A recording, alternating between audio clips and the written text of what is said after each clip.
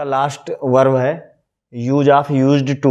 Used to का अध्ययन करना है आज हमको, और इससे भूतकाल में जो कार्य लगातार होता रहता है उसका बोध होता है, और भूतकाल में जो लगातार कार्य होता है उसमें आदत का बोध कराता है, हैबिट का बोध कराता है, भूतकाल की आदत का बोध कराता है। जैसे अभी हम कहें कि मैं बचपन में क्रिकेट खेला करता था, ठीक। एक तो यूज्ड टू का मतलब समझ लो, जैसे कि आया है, जैसा वाक्य के आखिरी में जैसे आया करता था, जाया करता था, ठीक, किया करता था। ऐसे सेंटेंस के अंत में जब ऐसे शब्द आते हैं तो वहाँ यूज्ड टू का प्रयोग होता है। जैसे अभी हम कहें मैं बचपन में क्रिकेट खेला करता था, तो ये हमारी भूतकाल की आदत है। मैं बचपन में क्रिकेट खेला करता था, या मैं स्कूल में क्रिकेट खेला करता था, या मैं बचपन में गाया करता था। तो जैसे यूज्ड टू का प्रयोग ऐसे होगा, I used to play cricket in my childhood. इसकी हिंदी हुई मैं अपने बचपन में क्रिकेट खेला करता था। तो बचपन मेरा अब तो है नहीं ना, ये मेरे पास्ट की बात है। और पास्ट की कौन सी बात है? हैबिट की। हैबिट का मतलब होता है आदत। ये पास्ट की आदत का बोध कराता है, ठीक। तो I used to play cricket in my childhood, मैं अपने बचपन में क्रिकेट खेला करता था, मैं अपने बचपन में पतंग उड़ाया करता था। I used to fly kite, I used to fly kite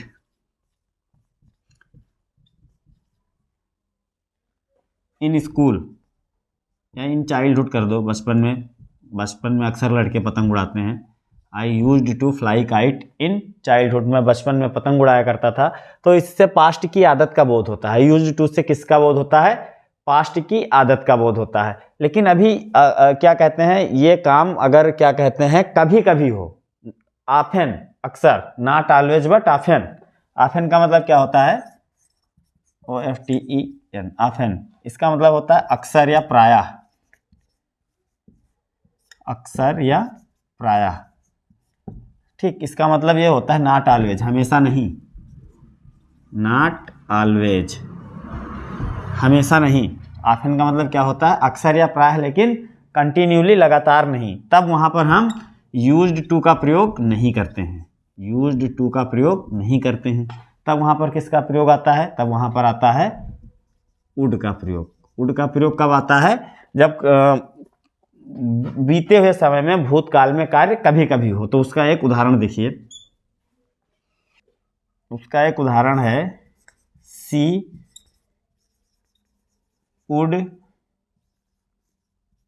often invite me on dinner.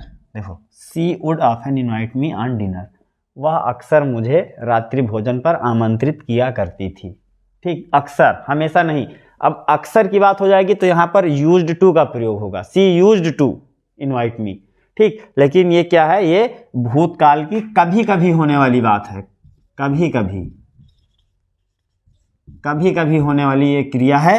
तो वहां पर हम यूज्ड टू की जगह वुड का प्रयोग करेंगे, ठीक। इसको समझना बहुत जरूरी है। जब कभी कभी कार्य होता है भूतकाल में, कभी कभी आदत का बोध कराए, उसकी आदत कभी कभी इन्वाइट करने की थी, हमेशा की नहीं। देखो क्या है ऑफेन। ऑफेन का मतलब क्या होता है? अक्सर। ऑफेन की हिंदी होती है अक्सर या प्रायः, ठीक। मतलब अक्सर, लेकिन हमेशा नहीं। तो वहां पर हम वुड का प्रयोग करते हैं, यूज्ड टू का नहीं करते हैं। तो ये क्या कहते हैं, बात हो गई कभी कभी आदत की। इसके बाद एक टॉपिक और आता है, उसका उदाहरण देखिए। तो जब यूज्ड टू का अर्थ हो, यूज्ड टू, इसका अर्थ अगर आ जाता है क्या? आदि या अभ्यस्त होना, आदि या अभ्यस्त होना, तब इसका प्रयोग देखिए कैसे होता है। जैसे एक एग्जाम्पल है, he used to drinking and smoking, he used to drinking and smoking. वह ड्रिंकिंग और स्मोकिंग का आदी है। ठीक, आदी का मतलब क्या, उसको लत लगी है ड्रिंकिंग एंड स्मोकिंग की। तो यहाँ पर इसका प्रयोग इस प्रकार से होता है, he used to drinking and smoking. वह ड्रिंकिंग और स्मोकिंग का मतलब धूम्रपान का और ड्रिंकिंग वाइन कंजम करने का आदी है, वो उसको लत लगी है। तो जब जहाँ पर इससे ये बोध होता है यूज्ड टू से आदी या अभ्यस्त होना, तो वहाँ पर इसका प्रयोग ये होता है। ठीक, जैसे he used to talking much, जैसे एक एग्जाम्पल ये भी हो सकता है इसका, ही किसी किसी को बहुत अधिक बोलने की आदत होती है, he used to talking much, उसको ज़्यादा बोलने की आदत है या वो ज़्यादा बोलने का अभ्यस्त है। ठीक, अब इसका थोड़ा निगेटिव और इंट्रोगेटिव में देख लीजिए प्रयोग कैसे होता है। निगेटिव और इंट्रोगेटिव में इसका प्रयोग कैसे होता है।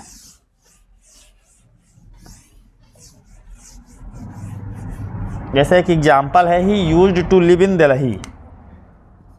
He used to live in Delhi.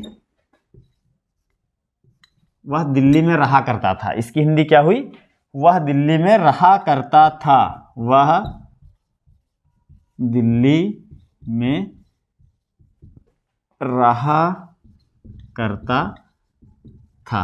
ठीक, इसका अगर निगेटिव बनाना है तो यूज्ड के बाद सीधे नॉट लगा दोगे, बन जाएगा। डज और डिड और किसी का प्रयोग ऐसे इसमें नहीं होता है, तो ये सीधे क्या बन जाएगा, he used not to live in Delhi. ठीक, ये क्या हो गया, इसका निगेटिव हो गया, वह दिल्ली में नहीं रहा करता था। अब इसका अगर इंट्रोगेटिव बनाना है तो ये ऐसे बनेगा, used he live in Delhi. Used he live in Delhi, क्या वह दिल्ली में रहा करता था। चलो ये तो इसकी बात हो गई। कहीं कहीं ट्रांसलेशन बनाने को आ जाते हैं, मोहन आम खाया करता था। कौन सा ट्रांसलेशन बनाने को आ जाता है, मोहन आम खाया करता था, गीता गीत गाया करती थी। तो ऐसे ट्रांसलेशन आप कैसे बनाएंगे, देखिए। जैसे पिताजी अखबार पढ़ा करते थे, एक हिंदी में ट्रांसलेशन है, पिताजी अखबार पढ़ा करते थे,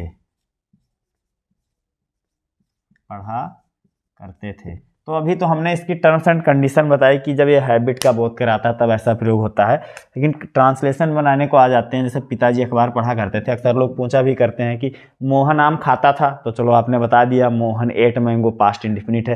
लेकिन अगर ये आ जाए मोहन आम खाया करता था या पिताजी अखबार पढ़ते थे, ठीक, तो वहाँ पर पास्ट इंडिफिनिट टेंस से आपने वर्ब की सेकंड फॉर्म लगाकर बना दी। लेकिन अभी लोग पूछ लेते हैं या आ जाता है परीक्षा में, पिताजी अखबार पढ़ा करते थे, तो ये बनेगा father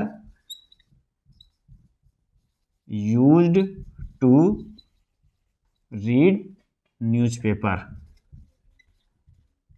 father used to read newspaper, पिताजी अखबार पढ़ा करते थे। ठीक, सरला विद्यालय जाया करती थी, सरला विद्यालय जाया करती थी, तो वो भी ऐसे ही बनेगा, Sarla used to go school.